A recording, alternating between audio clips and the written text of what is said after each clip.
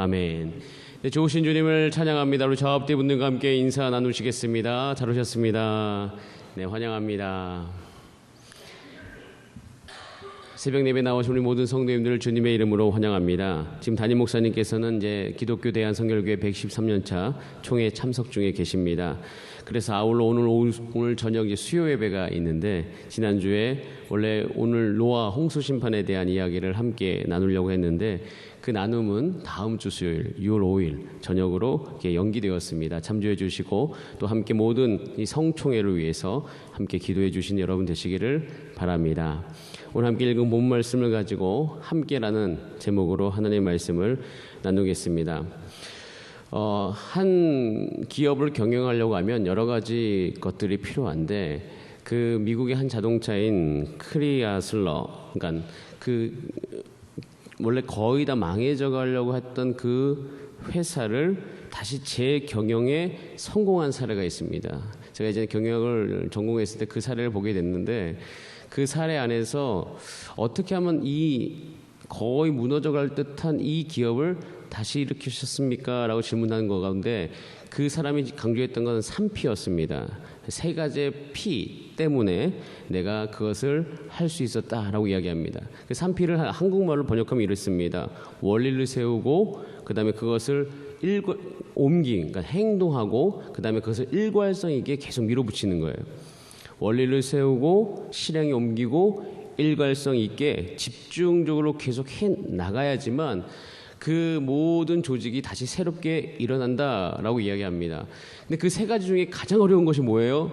라고 얘기했을 때 그것이 첫 번째 이야기했던 원리를 세우는 것이다 라고 이야기합니다.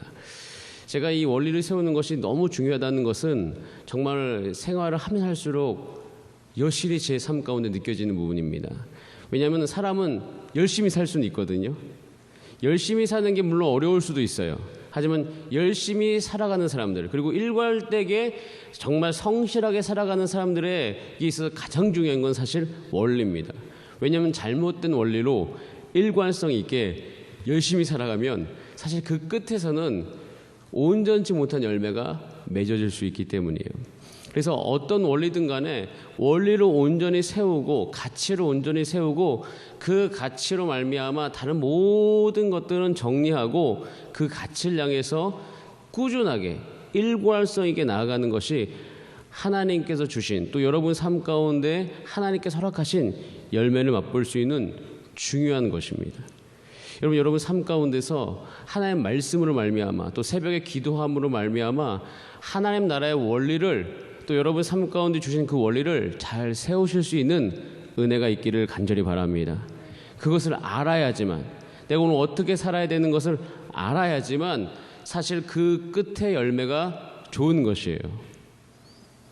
저는 제 스스로 남이 어떻게 평가하는지 모르겠지만 열심히 산다고 생각하는 사람입니다. 그리고 저희 어머니도 그 부분에 대해서 인정을 받았다는 거죠. 제가 열심히 삽니다. 그런데 어느 날 열심히 사는 것이 좋지 않다라는 것을 깨달은 적이 있습니다.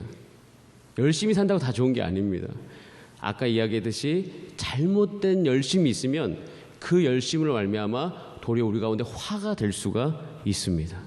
행여 여러분 가운데서 하나님의 말씀에 기반을 두지 않은 열심이라든가 잘못된 열심이 있으면 하나님의 말씀을 읽는 중에서 그것이 새롭게 되어지는 은혜가 있기를 간절히 바랍니다.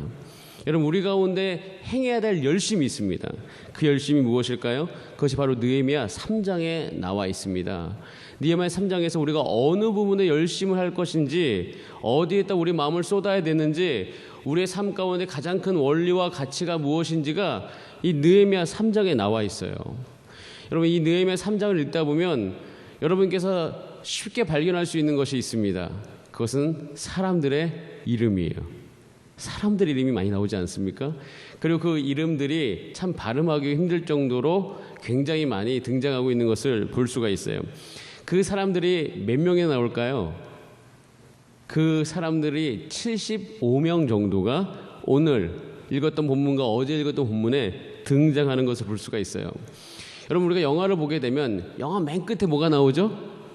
사람 이름이 나오죠. 근데 그 사람 이름이 왜 올라갑니까? 이 영화를 만드는데 공을 세운 사람들, 이 영화가 누구에 의해서 만들어졌는지 그 이름들이 쭉 올라가지 않습니까? 그것과도 같은 거예요.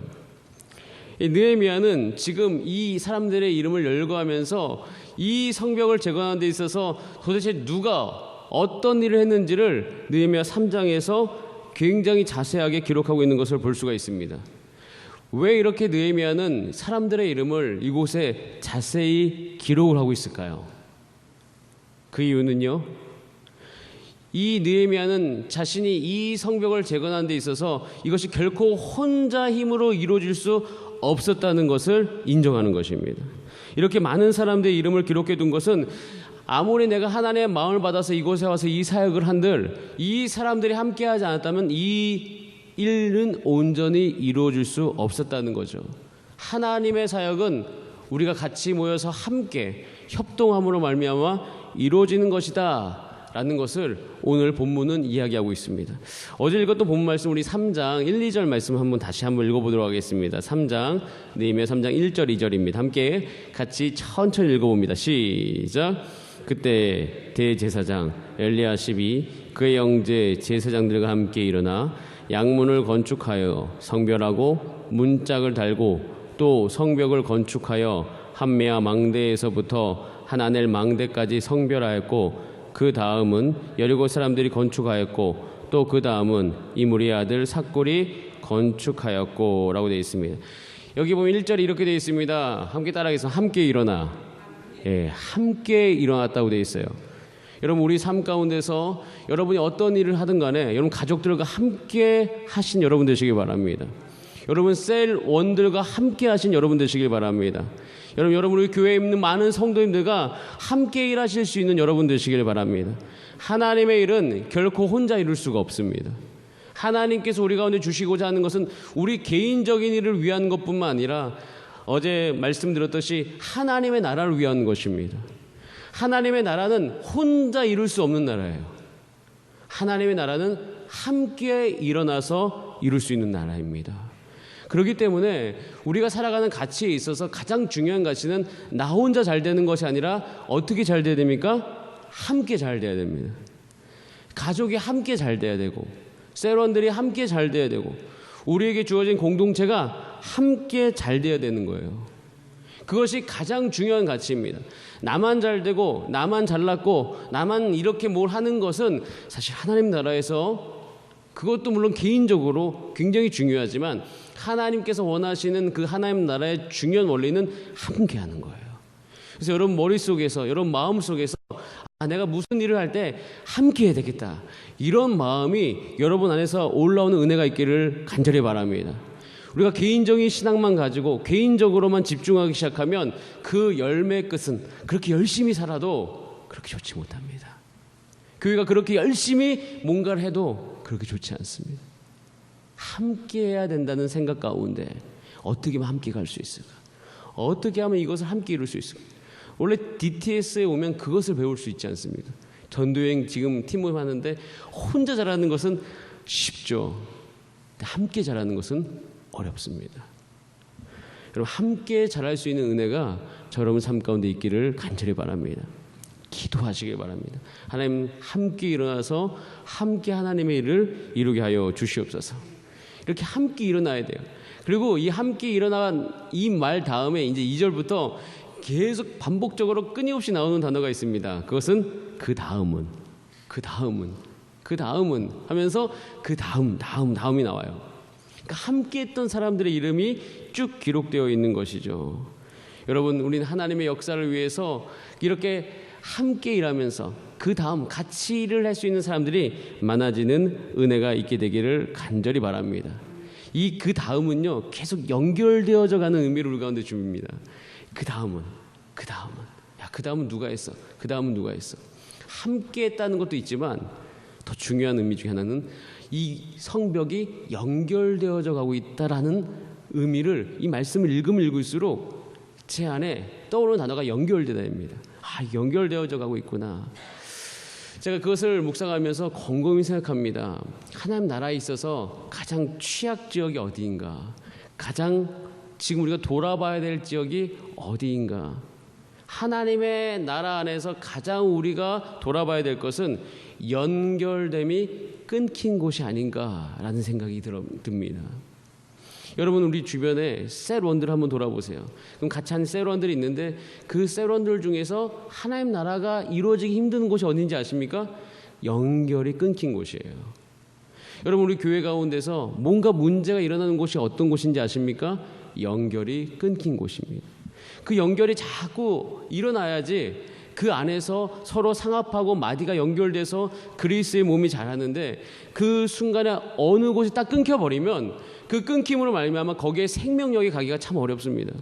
그래서 우리는 그리스도인으로 살아가면서 함께 일하기 위해서, 여러분 새벽에 나온 성도님들은 이게 에베소서에 보면 이렇게 되어 있습니다. 마디가 되어서 마디로 말미암아 서로 지체가 연결된다고 되어 있어요.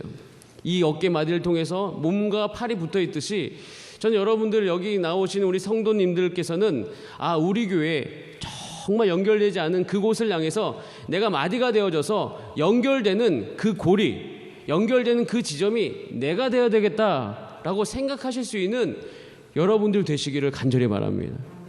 여러분 주변을 살펴보면서 저곳이 연결이 안 됐네, 그럼 저기 연결이 안 됐구나 라고만 생각하는 것이 아니라, 내가 기도하는 가운데 하나님 나라를 이루기 위해서 저곳에 가서 어떻게 되겠다? 연결해야 되겠다. 그 마음을 지닌 사람들의 이름이 여기 있는 것이에요.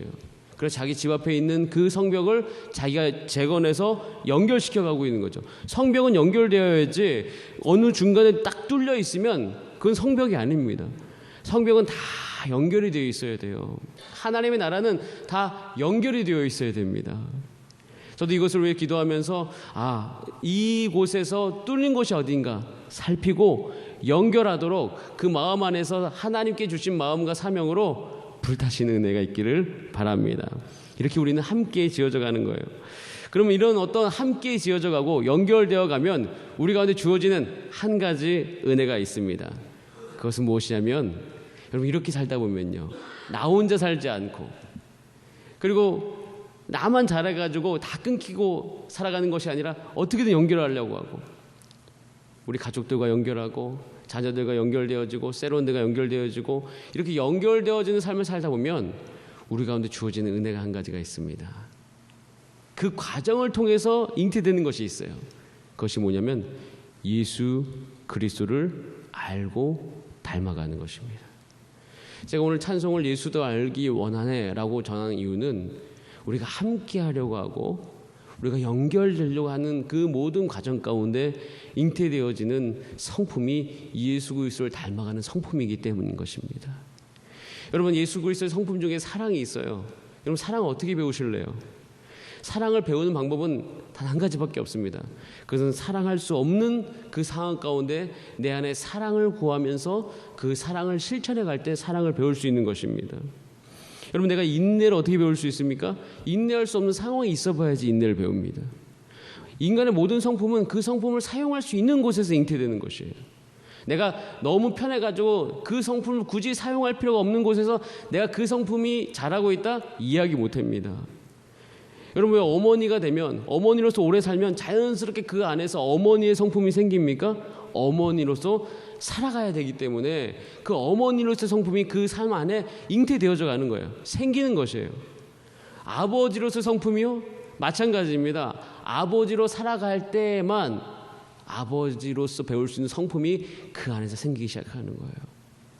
여러분, 우리가 함께 살아가고 연결되어서 살아가는 그 삶이 우리 가운데 중요한 원리가 되어졌을 때, 우린 그 원리를 따라서 오늘도 열심히 살고 그 원리를 실천하며 살려고 하는 그 몸부림 가운데 우리 안에 예수 그리스도의 성품이 잉태되기 시작하는 것입니다. 저는 그런 은혜와 그런 열매가 저와 여러분 삶 가운데 있게 되어지기를 간절히 바랍니다. 여러분 개인적으로만 살아가시면요, 그렇게 안 됩니다. 그래서 하나님은 우리를 교회로 부르십니다. 교회란 그 안에는 혼자가 아니라는 것이에요. 반드시 공동체로 존재하게 되어 있습니다. 하나님이 공동체이듯이 우리를 공동체로 불러서 함께함으로 말미암아 간에서 하나님의 성품을 잉태되는 것이에요. 여러분, 그런 사모함이 저와 여러분 삶 가운데 있기를 원합니다. 그렇게 되면서 이제 우리가 그러면 어떻게 이 일들이 이루어가는 것인가? 이제 예수님을 닮아가다 보면 우리 안에서 행할 수 있는 한 가지 성품이 나오는데, 그 중에 여러 가지가 있는데 그 중에 한 가지가 뭐냐면, 오늘 이것도 본문에 보면 3장을 쭉 읽어보면요, 직업이 15가지 이상이 나옵니다. 몇 가지요? 15가지.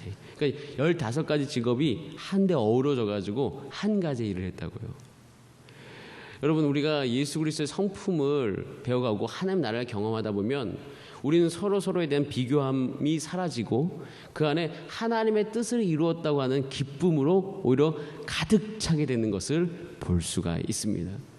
그리고 더 놀라운 사실은 상대방이 가지고 있는 잘하는 것을 칭찬할 수 있게 되어지는 거예요. 그런 마음이 넓어짐이 우리 안에 생기게 됩니다. 사실 이 부분은 우리가 끊임없이 노력하는 거예요. 내 안에서 누군가 딱 비교했을 때 질투가 오는 것이 우리 인간의 보편적인 마음이거든요. 제가 최근에 서점 가서 봤던 책 중에 하나가 질투라는 책이 있더라고요. 질투. 큰 죄악, 질투해가지고 그 질투로 말미암아 어떻게 우리 삶 가운데 죄악이 잉태될 수 있는지 그 부분들을 잘 다룬 책이 한 권이 있던 것을 보았습니다. 그걸 보면서 우리 안에 질투가 사라지고 오히려 남을 인정하는 마음이 들어왔을 때 우리가 얼마나 넉넉해질 수 있는지를 잘 보여주고 있는데, 그러려면 여러분 안에 남을 충분히 받아들일 수 있는 능력이 여러분 가운데 있기를 성경은 이야기하고 있습니다. 여러분, 그것을 오늘 이 새벽에 기도하시고 간구하시고 얻어서 살아가시는 여러분 되시기를 바랍니다. 그렇게 이제 남을 그러면 이제 격려하고 그렇게 하다 보면 우리 가운데 꼭 필요한 것이 있어요. 우리가 남을 잘 격려하고 남을 잘 칭찬하려면 마지막 적용점입니다. 그것은 잘 관찰해야 됩니다. 어떻게 된다고요? 잘 관찰해야 돼요. 느헤미야가 이 오늘 3장을 쓰지 않았습니까? 여러분, 느헤미야가 3장을 쓸 수 있었던 이유가 무엇일까 생각을 해보면 저는 이렇게 생각했어요. 느헤미야가 이걸 어떻게 다 알았지? 라는 거죠. 지금 누가 어디를 건축하고 누가 어디를 건축하는 거 느헤미야가 지금 알아요, 몰라요? 다 알고 있어요. 이걸 자신이 직접 봤든 보지 않았든 어떻게든 이걸 다 알고 있습니다. 여러분, 다 알려면 어떻게 해야 돼요? 여러분, 남과 함께 일하려면, 남과 함께 격려하려면, 남과 함께 일어서려면 어떻게 해야 돼요? 관심 있게 쳐다봐야 됩니다. 관찰해야 돼요. 그 사람을 향해서 내가 이렇게 바라보지 않고서는 그 사람과 함께 할 수 없어요. 여러분, 함께 하고자 하는 여러분들, 자녀를 한번 잘 관찰해 보시기 바랍니다. 여러분의 배우자를 한번 잘 관찰해 보시기 바랍니다. 여러분의 세론들을 한번 잘 관찰해 보시길 바라요. 관찰하다 보면 반드시 보이는 것이 있습니다. 양가 목자라는 책이 있습니다. 그 양가 목자라는 책에서 목자의 자질로서 가장 중요하게 꼽는 것이 무엇이냐면 관찰이에요. 바라보는 겁니다. 양들 한 명 한 명을 세심하게 관심 있게 바라보는 것에부터 모든 것이 시작하는 것을 볼 수가 있습니다. 여러분, 예수님께서 여러분들을 관찰하고 계신다는 사실을 아십니까? 여러분들도 그 남들을 온전히 관찰함을 통하여서 여러분 안에서 남을 향한 그 마음들이 일어날 수 있는 은혜가 있게 되어지기를 바랍니다. 그럴 때 우리는 우리 삶 가운데서 하나님께서 오늘 느헤미야 3장을 통해서 우리가 어떻게 살아야 되는지를 보여주셨는데 그 길로 갈 수 있게 될 것입니다. 여러분 삶 안에 온전한 원리를 세우시는 오늘 하루 되시기 바랍니다. 함께 일어나서 같이 자라는 가정과 셀과 그 모든 기관과 우리 교회 만드실 수 있는 저와 여러분의 삶이 되기를 바랍니다. 함께 기도하시겠습니다. 이 시간 기도할 때 하나님, 우리 삶 가운데서 함께 일어나서 행할 수 있는 우리 삶이 되게 하여 주시옵소서. 우리 그렇게 이 시간 주여 한번 부르신 다음에 합심으로 기도하시겠습니다. 주여,